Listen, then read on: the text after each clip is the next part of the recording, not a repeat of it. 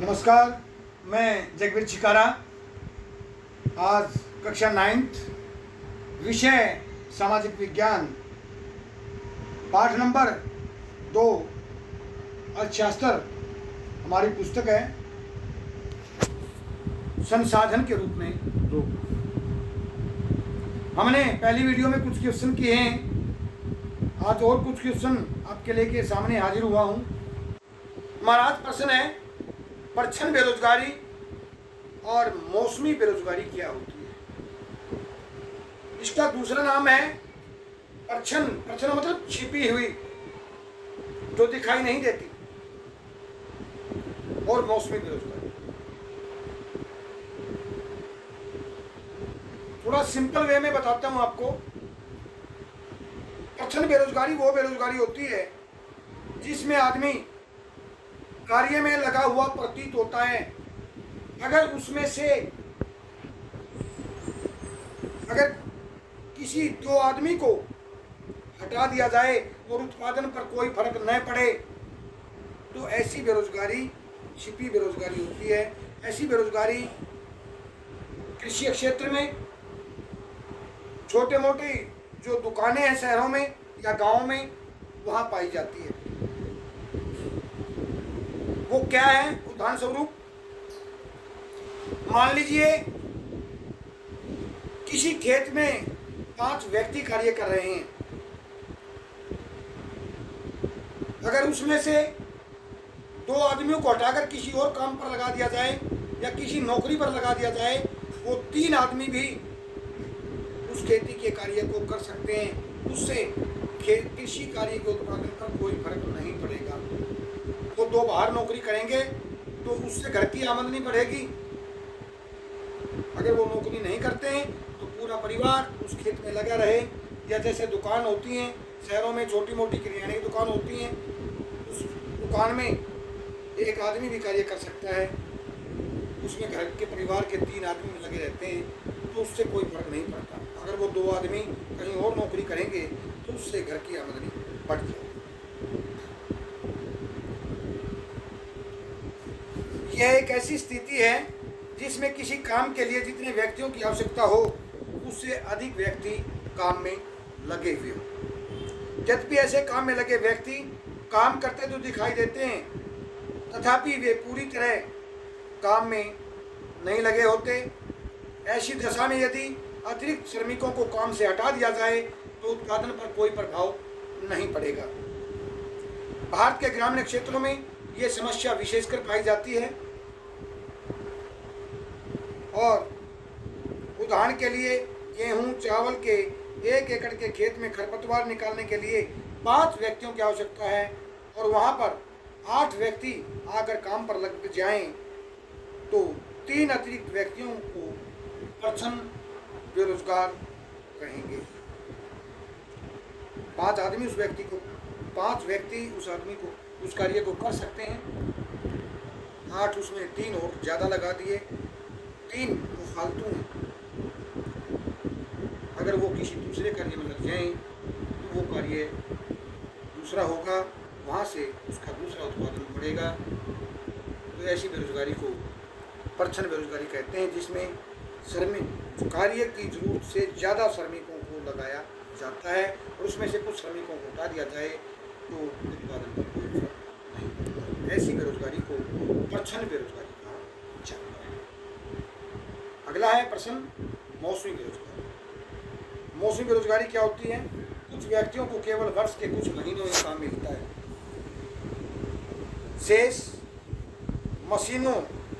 शेष महीनों में बेरोजगार रहते हैं। ऐसा इसलिए होता है क्योंकि उनका काम मौसम के अनुसार होता है। उदाहरण के लिए हमारे देश में कृषि मौसम पर आधारित है, जो मानसून पर निर्भर है। वर्ष के काफ़ी लंबे समय हमारे किसानों के पास कोई काम नहीं होता। रोजगार के पूर्व अवसर न होने के कारण खेतीहर मजदूर वर्ष के कुछ महीने बेकार हो जाते हैं। केवल फसल कटाई और बुआई के समय ही उन्हें काम मिलता है। बाकी के बीच के जो महीने हैं मजदूर जो हैं वो खाली रहते हैं, उन्हें कोई काम नहीं मिलता। या सीजनली कोई गर्म कपड़े है या दिवाली के अवसर पर कुछ बम पटाखे बनाने वाली फैक्ट्रियां हैं, उस समय क्योंकि दिवाली है या सर्दियों में गर्म कपड़े हैं, तो उससे 2-3 महीने पहले उन्हें काम मिल जाता है। लेकिन जब सर्दी का मौसम जाने लग जाता है या दिवाली चली जाती है, तो उसके बाद उन मजदूरों को वहाँ से हटा दिया जाता है। केवल उन्हें सीजनली, मौसमी ही काम मिल पाता है। बाकी खाली महीनों में वो बेकार रहते हैं, उनके पास कोई काम नहीं रहता और ऐसे मजदूर कर्ज के बोझ के नीचे दबे होते हैं। तो परछन बेरोजगारी का और मौसमी बेरोजगारी का बाद है सबसे मुख्य समस्या है भारत के लिए आज। प्रश्न देखिए आप, शिक्षित बेरोजगारी भारत के लिए विशेष समस्या क्यों है? पढ़ी लिखी बेरोजगारी, हर आदमी कोई है पढ़ा लिखा है और आज ये समस्या बनी हुई है। हर आदमी गवर्नमेंट जॉब चाहता है, हर आदमी रोजगार चाहता है। पढ़िए इसके बाद, भारत में शिक्षित बेरोजगारी एक गंभीर समस्या बन गई है। मैट्रिक, स्नातक जिसको हम बीए कहते हैं, स्नातक, स्नातकोत्तर जिनको हम एमए कहते हैं, अनेक डिग्री धारक अनेक युवक रोजगार पाने में असमर्थ हैं।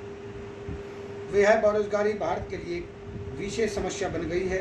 बेरोजगारी से जनशक्ति संसाधन की बर्बादी होती है और उन्हें कम से कम मजदूरी पर कार्य करने के लिए वो तैयार हो जाती है। सरकार अनेक तरह की योजनाएं चला रही है, लेकिन पढ़े लिखे जो युवा हैं वो घर परिवार को चलाने के लिए, पेट भरने के लिए वो एक मजदूर बनकर अलग अलग तरह के कार्यों में लगे हुए हैं। और भारत सरकार इस बढ़ती हुई जनसंख्या पर काबू करना चाहती है, कानून बनाना चाहती है, तो भविष्य में बन के आएगा।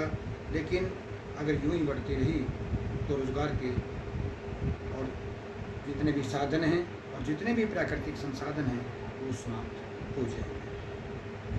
उसके बाद हमारा अगला प्रश्न है, आपके विचार से भारत के किस क्षेत्र में रोजगार सर्वाधिक अवसर सर्जित कर सकता है? भारत में प्राथमिक क्षेत्र जो है, मैंने आपको कल बताया था कि प्राथमिक द्वितीयक और तृतीयक, जो हमारा प्राथमिक पहला जो क्षेत्र है वो अधिक से अधिक व्यवसाय, काम, रोजगार प्रदान कर सकता है। उनमें कृषि है, वानिकी है, पेड़ पौधे भी लगा सकते हैं, उसके पशुपालन भी कर सकते हैं, मछली पालन भी कर सकते हैं, मुर्गी पालन भी कर सकते हैं। इन क्षेत्रों में रोजगार के ज़्यादा से ज़्यादा अवसर जो है वो हम सर्जित कर सकते हैं। क्या आप शिक्षा प्रणाली में शिक्षित बेरोजगारों की समस्या को दूर करने के लिए आप अपने सुझाव दे सकते हैं? ये भारत के अंदर जो शिक्षित बेरोजगारी है ये सेटल बनी हुई है। तो आपके पास प्रश्न आया है कि आप सुझाव दीजिए कि जो आपकी शिक्षा है वो किस तरह की हो जो इस समस्या से निपटा जा सके। शिक्षा प्रणाली में शिक्षित बेरोजगारों की समस्या को दूर करने के लिए निम्नलिखित उपाय किए जाए। पहला उपाय है शिक्षा को रोजगार उन्मुख बनाया जाना चाहिए। जिस तरह जापान के अंदर स्कूल के अंदर ही टेक्निकल एजुकेशन दी जाती है, उसमें बच्चे माँ बाप पर बोझ नहीं होते, तो कुछ न कुछ काम करना शुरू कर देते हैं, शिक्षा के साथ साथ सीख जाते हैं, घड़ी बनाना, ट्रांजिस्टर बनाना। जो जो वो आगे प्रशिक्षित होते चले जाते हैं, जब तक वो अपनी पढ़ाई पूरी करते हैं वो बहुत अच्छे प्रशिक्षित युवक बन जाते हैं। वो देश पे बोझ नहीं बनते।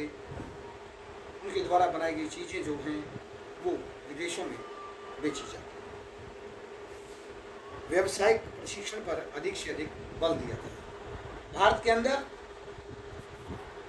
10 क्लास पास के बाद या 10/2 पास के बाद औद्योगिक प्रशिक्षण संस्थान, जिनको हम ITI कहते हैं, वहाँ दाखिले होते हैं। अगर भारत सरकार जापान की तरह स्कूलों में ही ये छोटी मोटी शिक्षा शुरू कर दे तो उस समय तक जाते जाते वो एक अच्छे कारीगर बन सकते हैं। शिक्षा प्रणाली में प्राथमिक क्षेत्र को विकसित करने के उपायों के अध्ययन को भी शामिल किया जाना चाहिए। प्राथमिक क्षेत्र की शिक्षा भी दी जानी चाहिए जिससे आगे युवा अवस्था के अंदर वो कोई भी कार्य कर सके। शिक्षा में किताबी ज्ञान की अपेक्षा व्यावसायिक कुशलताओं के विकास पर अधिक से अधिक बल दिया जाना चाहिए। मैं आपको फिर कह रहा हूँ, भारत की जो एजुकेशन है उस शिक्षा प्रणाली के अंदर अगर जापान चाइना की तरह ऐसी शिक्षा प्रणाली लागू कर दी जाए तो भारत के अंदर जो बढ़ती बेरोजगारी है उससे निपटा जा सकता है और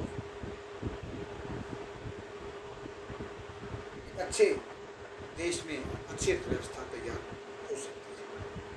तो इसलिए भारत की शिक्षा को टेक्निकल व्यावसायिक शिक्षा प्रणाली के माध्यम से लागू करना चाहिए।